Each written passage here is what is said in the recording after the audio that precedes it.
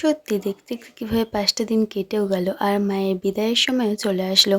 আমি তো শাড়ি পরে নিয়েছি আর হাতে একদমই সময় নেই, সেই কারণের জন্য মাঝখানে কোনো ভিডিও না নিয়ে একেবারে রেডি হয়েই তোমাদের সাথে দেখা হচ্ছে। এই যে আমার মেকআপ টেকআপ সব কিছু কমপ্লিট।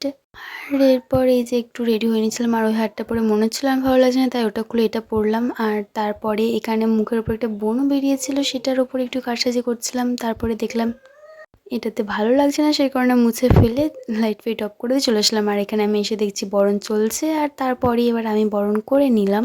প্রথমে তো মাকে বরণ করে নিয়েছি আর সবার কাছে যেটা হাস্যকর একটু মনে হয় যে মহিষাসুরের মুখের মধ্যে ঠুসে ঠুসে একদম সেই সন্দেশ পুড়ে দেওয়ার মতন, সেটা আমি নিজেও করেছি।